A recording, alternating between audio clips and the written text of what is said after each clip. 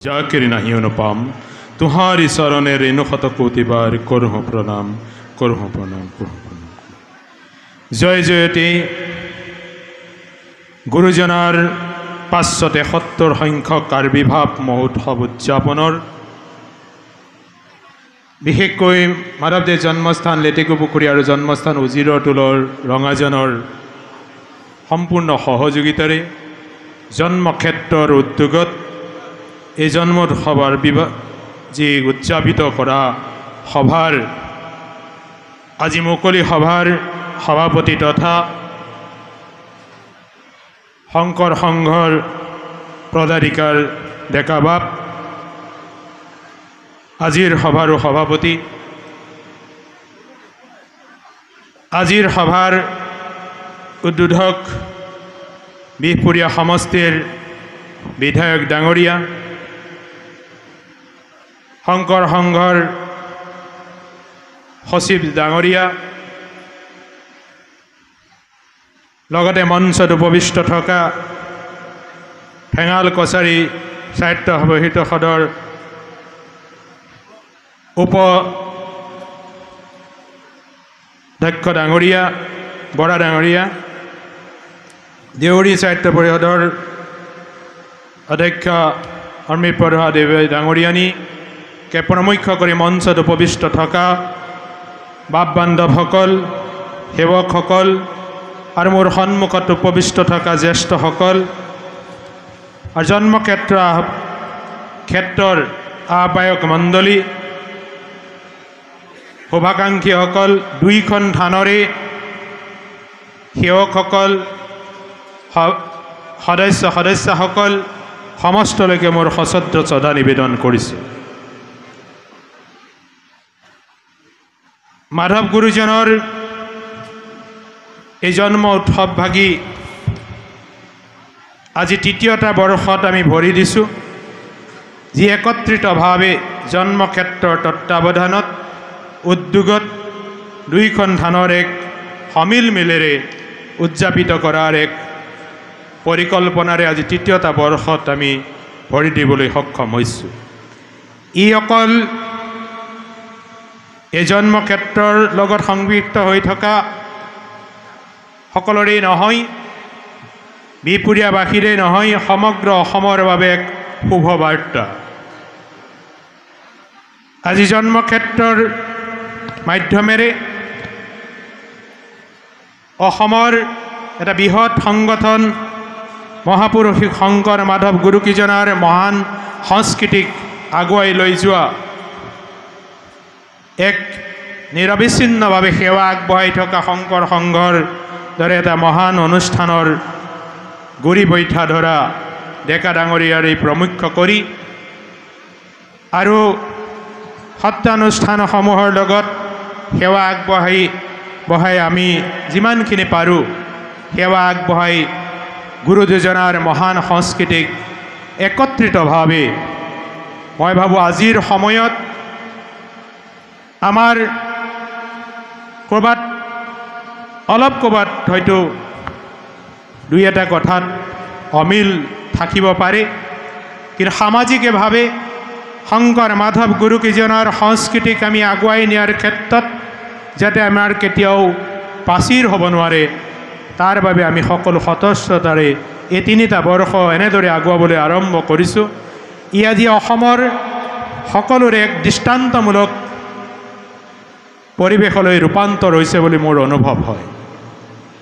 যিটো সময়ত ককা নীলমণি ফুকন ডাঙৰীয়াই অবিভক্ত শিৱসাগৰৰ চিন্তা যেতিয়া আছিল জিলা হিচাপে, তেতিয়াৰ পৰাই দুইখন থানৰ মাজত এক নিবিড় সম্পৰ্কৰে যাতে গ্ৰহ দিব পাৰে তাৰ এক প্ৰয়াস কৰিছিল, কিন্তু কালক্ৰমত সি হৈ উঠা নাছিল। হয়তো আমি সৌভাগ্য যে আজি ডেকা ডাঙৰীয়াক মই কালিও কৈছোঁ, যিটো কথা আমি আমাৰ বাবে সৌভাগ্য যে আমি দুইখন থানে আজি বিধায়ক ডাঙৰীয়াৰ এক প্ৰচেষ্টাৰ ফলশ্ৰুতিৰ হিচাপে আমি একত্ৰিতভাৱে দুইখন থানে খোজ দিবলৈ আগুৱাবলৈ সক্ষম হৈছোঁ। মই ভাবোঁ যে এই একত্ৰিতকৰণেৰে অকল আমাৰ থান দুখনৰে একত্ৰিতকৰণ নহয়, এই মহাপুৰুষীয়া সমাজখনৰ বাবে এক বৃহৎ সাফল্য। আজি শংকৰ মাধৱ গুৰুকেইজনাৰ মহান সংস্কৃতিক যদি আমি এক দিশ নিৰ্দৰ্শন যদি আমি একত্ৰিতভাৱে অসমত নেতৃত্ব দিব পাৰোঁ, তেতিয়া মই ভাবোঁ অন্যান্যসকলৰ যিখিনি আজি আমাৰ সমাজখনত আচুৰ মৰা বিভিন্ন ধৰণৰ অপসংস্কৃতিসমূহ আহিছে, সেইখিনিক আমি সুৰক্ষিত কৰি ৰাখিব পাৰিম। তেওঁলোকক যাতে আমি আমাৰ মাজলৈ আগুৱাই আহিব নোৱাৰে, তাৰ বাবে আমি সম্পূৰ্ণভাৱে সতৰ্কতাৰে আগবাঢ়িব পাৰিম বুলি আমি অনুভৱ হয়।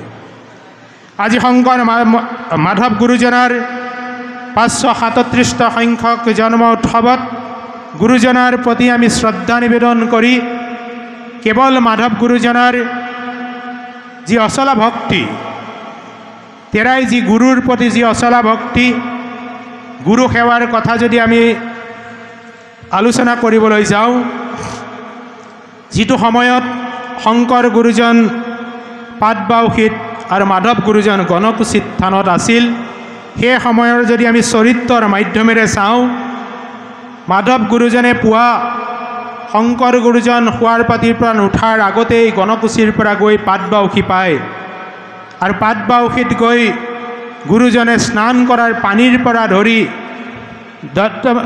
দাঁত মৰ্জনৰ কাৰণে যিখিনি প্ৰয়োজনীয়তা, গা স্নান কৰিবৰ কাৰণে যিখিনি প্ৰয়োজনীয়তা সম্পূৰ্ণ কৰি দি ভোজনৰ বাবে সম্পূৰ্ণ পীৰাখন পাৰি দিয়ালৈকে, গুৰু সেৱা কৰাৰ কটখন পাৰি দিয়ালৈকে সমস্ত কৰ্ম কৰাই পুনৰ আকৌ গণকুচি থানলৈ আহি তেৰাই ভোজন কৰি শংকৰ গুৰুজনৰ পুনৰ দুপৰীয়া আকৌ গৈ সেৱা কৰিবলৈ গৈ উপস্থিত হয়।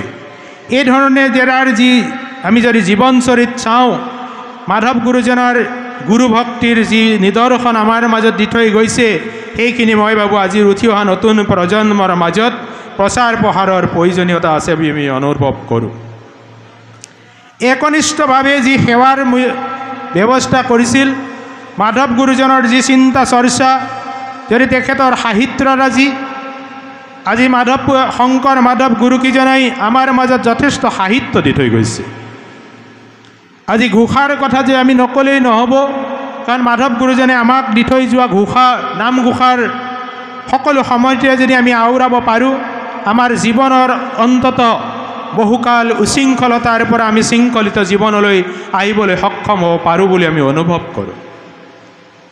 মাধৱ গুৰুজনে দি থৈ যোৱা নামঘোষাৰ প্ৰতিটো পন্থী যদি আমি আমাৰ শিশুসকলৰ মাজলৈ লৈ যাব পাৰোঁ, তেতিয়াহ'লে মই ভাবোঁ আমাৰ উঠি অহা নতুন প্ৰজন্মই এক শৃংখলিত জীৱন অতিবাহিত কৰাৰ সক্ষম হ'ব পাৰে। মই আশা কৰোঁ আজিৰ সমাজ ব্যৱস্থাই শংকৰ মাধৱ গুৰুকেইজনাৰ এই মহান সংস্কৃতি, এই মহান সাহিত্যৰাজি যদি আমি অধ্যয়ন কৰিব পাৰোঁ, আজি বহুতৰ এটা সময়ত এনেকুৱা এটা ধাৰণা আছিল যে কীৰ্তন পঢ়িব নাপায়, ভাগৱত পঢ়িব নাপায়, নামঘোষা পঢ়িব নাপায়, এই নাপায় শব্দত ক'ৰবাত যেন আমি ৰৈ গৈছিলোঁ। মই ভাবোঁ জ্ঞানৰ বাবে সকলো শাস্ত্ৰ পঢ়াৰ অধ্যয়নৰ প্ৰয়োজনীয়তা আছে। হয়তো ক'ৰবাত কেতিয়াবা আমাৰ সংস্কাৰৰ প্ৰয়োজনীয়তা থাকে, সেই সংস্কাৰৰ মাধ্যমেৰে যাতে আমি আগুৱাব পাৰোঁ, সেইটো নুই নকৰোঁ। আৰু শিশুসকলৰ মাজলৈ আমি প্ৰাৰ্থনা হিচাপে আজি বৰগীত, নামঘোষা যদি আমি লৈ যাব পাৰোঁ, কাৰণ এটা সময়ত আমি শৈশৱ কালতেই মাতৃৰ মা বুলি ক'ব পৰা দিন ধৰি আমি নামঘোষা বৰগীতৰ মাজতেই আমাৰ স্পৰ্শ হৈছিল।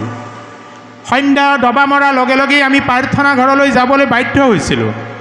সেইখিনি আমাৰ অভিভাৱকৰ দায়িত্ব। মই ভাবোঁ আজিৰ সমাজতো আমাৰ মাতৃসকলেই হওক, পিতৃসকলেই হওক, নিজৰ সন্তানক অন্ততঃ নিজৰ নামঘৰখনলৈ, নিজৰ প্ৰাৰ্থনাৰ স্থানলৈ লৈ যোৱাৰ প্ৰয়োজনীয়তা অনুভৱ কৰোঁ।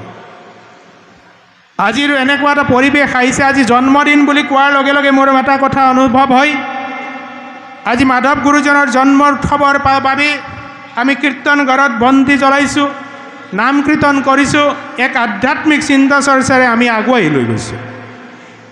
আজি মাধৱ গুৰুজনৰ এই জন্ম উৎসৱৰ যেনেদৰে পালন কৰিছোঁ সেই চিন্তা আমাৰ দৈনন্দিন জীৱনৰ আজি উঠি অহা নতুন প্ৰজন্মৰ মাজত জন্মদিনৰ দিনা মই এটা বিশেষ কথা অনুক্ৰিয়াই থৈ যাব বিচাৰিছোঁ।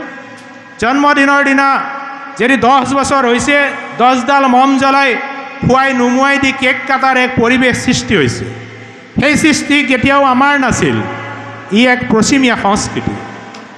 কাৰণ আমাৰ সমাজ ব্যৱস্থাত কেতিয়াও প্ৰজ্বলিত বন্তি খুৱাই নুমুৱাই দিয়াৰ সংস্কৃতি আমাৰ নাই। আমাৰ এগছি বন্তিৰ পৰা এগছি বন্তি জ্বলাই দিয়াৰ পৰম্পৰা আছে। এগছি বন্তিৰ পৰা এগছি বন্তি যদি আমি আগুৱাই দিব পাৰোঁ, এটি জীৱন যাতে আমি আগুৱাই লৈ যাব পাৰোঁ, তাৰ প্ৰতি হয়তো মই ভাবোঁ তেনে এটা পৰিৱেশৰ সৃষ্টি কৰাৰ প্ৰয়োজনীয়তা আছে বুলি আমি অনুভৱ কৰোঁ। আজি আমি জন্মদিনসমূহ পালন কৰাৰ মই এইভাবে উল্লেখ কৰি থ'ব বিচাৰিছোঁ, গুৰুজনাৰ আবিৰ্ভাৱ মহোৎসৱ যেনেদৰে আমি আধ্যাত্মিকতাৰে আগবঢ়াবলৈ লৈছোঁ, আমাৰ ব্যক্তিগত জীৱনৰ যদি জন্মদিন পালন কৰা হয় তেতিয়াও মই ভাবোঁ সেই জন্মদিনত অন্য নহ'লেও আমি নিজৰ থান সত্ৰসমূহত বা নিজৰ যি স্থানতে আমি উপাসনা কৰোঁ সেই উপাসনাস্থলীত অন্তত এগছি বন্তি জ্বলোৱাৰ ব্যৱস্থা হওক, এই চিন্তা যদি আমি আগুৱাই লৈ যাব পাৰোঁ তেতিয়া মাধৱ গুৰুজনাৰ এই আবিৰ্ভাৱ মহোৎসৱ পাতাৰ ফলপ্ৰসূ আমি ফল পাম বুলি আমি আশা কৰিব পাৰোঁ। গতিকে এই চিন্তা চৰ্চা আমি আগত ৰাখি যাতে আমি সমগ্ৰ মই শাস্ত্ৰজ্ঞভাৱে শাস্ত্ৰৰ বিশেষ ব্যাখ্যা আমি আগুৱাব বিচৰা নাই। বৰ্তমান সময়ত শংকৰ মাধৱ গুৰুকেইজনৰ মহান সংস্কৃতি যদি আমি একত্ৰিতভাৱে আগুৱাই লৈ যাব পাৰোঁ, উঠি অহা নতুন প্ৰজন্মক মই ভাবোঁ এক শৃংখলিত জীৱন দিবলৈ আমি সক্ষম হ'ম। আজিৰ মাতৃয়েও মই এটা কথা আজিও অনুভৱ কৰোঁ যেন প্ৰহ্লাদৰ জন্মৰ কাহিনী সকলোৱে জানে। অসুৰৰ গৰ্ভতো প্ৰহ্লাদৰ দৰে ভক্ত প্ৰহ্লাদৰ জন্ম হৈছিল। আজিৰ মাতৃয়েও মই ভাবোঁ কৃষ্ণৰ দৰে সন্তান জন্ম দিয়াৰ সম্ভৱ হ'ব পাৰে। আজিৰ মাতৃয়েও মই ভাবোঁ প্ৰহ্লাদৰ দৰে সন্তান জন্ম দিয়াৰ সম্ভৱ হ'ব পাৰে। তাৰ বাবে লাগিব আমাৰ একনিষ্ঠ শ্ৰদ্ধা ভক্তি। কাৰণ যদি ভক্ত প্ৰহ্লাদৰ কথা আমি চাওঁ, গৰ্ভৰ ধাৰণৰ দিন ধৰি নাৰদৰ মুখেৰে জ্ঞান পোৱাৰ ফলশ্ৰুতিত ভক্ত প্ৰহ্লাদে গোটেই শৈশৱৰ পৰাই এক ভক্তিৰ মাধ্যমেৰে আগুৱাবলৈ সক্ষম হৈছে। আজি আমাৰ অভিভাৱকসকলে কয় যে হ'ব তাৰ বয়স হোৱা নাই, সি আজি নামঘোষা পঢ়িবৰ সময় হোৱা নাই, মাধৱদেৱ জন্মস্থানলৈ যাবলৈ সময় হোৱা নাই, ৰঙাজানলৈ যাবৰ সময় হোৱা নাই। গতিকে মই ভাবোঁ সেইটো নহয়। শৈশৱ কালতেই মই ভাবোঁ আঙুলিত ধৰি অন্তত নিজৰ উপাসনাৰ স্থানসমূহলৈ আমি লৈ অহাৰ অভিভাৱকসকলৰো দায়বদ্ধতা আছে বুলি আমি অনুভৱ কৰোঁ। আজি উঠি অহা নতুন প্ৰজন্ম বিপথে গৈছে বুলি আমি গা এৰা দিলে নহ'ব। কাৰণ নতুন প্ৰজন্মক আমি পথ নিদৰ্শন দিছোঁনে নাই, সেইখিনিৰ কাৰণে আমি অভিভাৱকসকল অকল অভিভাৱক নহয়, মই ভাবোঁ আজি আমি যিসকলে দায়িত্বত আছোঁ সেইসকলৰ দায়বদ্ধতা বুলি আমি অনুভৱ কৰোঁ। গতিকে মই আৰু দীঘলীয়া কৰিব বিচৰা নাই। মাধৱ গুৰু যিহেতু ইমান গৰম, এই গৰমৰ মাজত আপোনাসৱৰ যি ধৈৰ্য, ইও এক আমাৰ মহাপুৰুষ গুৰুজনাই দি থৈ যোৱা আমাৰ এক চিন্তা চৰ্চা। কাৰণ আধ্যাত্মিক চিন্তা যেতিয়া কৰা যায়, আধ্যাত্মিকভাৱে যদি আমি ধ্যানস্থ হ'ব পাৰোঁ, মন মগজু শৰীৰ যদি আমি একাত্মক কৰি কৃষ্ণত মতি হ'ব পাৰোঁ, তেতিয়াহ'লে হয়তো গৰম ঠাণ্ডা সকলোতেই আমি এক ফলশ্ৰুতিভাৱে আগুৱাই যাবলৈ সক্ষম হ'ব পাৰোঁ। তথাপিতো মনুষ্য দেহ, গতিকে আমি ক'ৰবাত ৰৈ যাব লগা হয়। তথাপিতো মই পুনৰ সকলোলৈকে শ্ৰদ্ধা নিবেদন কৰি মহাপুৰুষ মাধৱ গুৰুজনাৰ আবিৰ্ভাৱৰ এই মহান কাৰ্যসূচী আগুৱাই লৈ যোৱাৰ প্ৰতিশ্ৰুতিৰে মই ভাবোঁ দুইখন ধানৰ সবল নেতৃত্বৰে আজি বাপৰ দৰে এক নেতৃত্ব বহন কৰি থকা ভৱেন্দ্ৰনাথ ডেকা ডাঙৰীয়াৰ যি পৰামৰ্শ বা বিভিন্নজনৰ পৰামৰ্শৰে মই ভাবোঁ এক সবল নেতৃত্বৰে আমি আগুৱাই লৈ যাব লাগিব।